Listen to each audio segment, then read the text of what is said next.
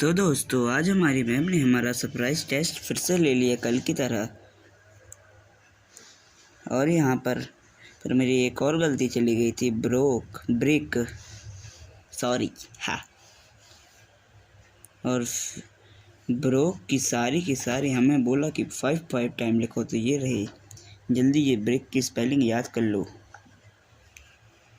और फिर मेरी एक और मिस्टेक गई थी यहाँ पर, ऑल्सो लिखना ही नहीं था, अवे लिखना था, जैसे कि ये रहा अवे।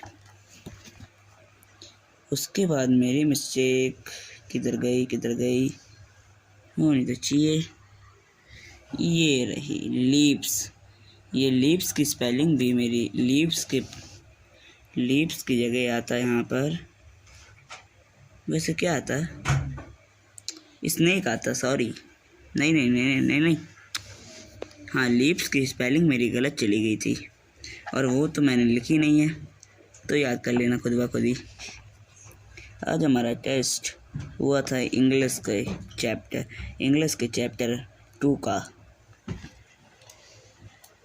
और मेरे मार्क्स आए 10/9। गुड, मैं अपनी क्लास में सबसे अच्छा पढ़ने वाला बच्चा हूँ। और ये देखो, इस क्वेश्चन को कितनी आराम से लिखता हूँ ना मैं, भूल गया था बीच में, इसलिए मैंने ऐसे करके लिख दिया।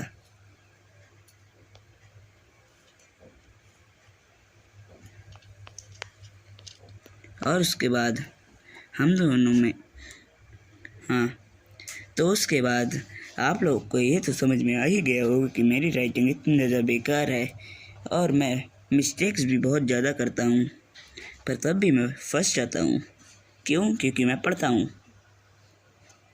और मुझे जल्दी याद हो जाता है।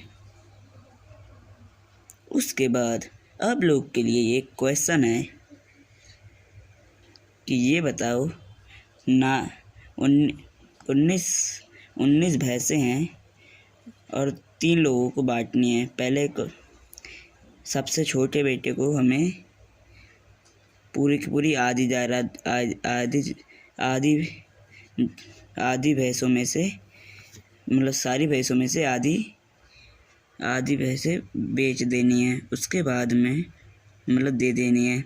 फिर बाकी का जितना बचा 1.4 भाग बीच के बेटे को मंझले बेटे को दे देनी है। उसके बाद में सबसे बड़े बेटे को 1/3 यानी कि 1/4 एक तिहाई हमें बड़े बेटे को देनी है। तो इसमें बताओ कि किसको कितनी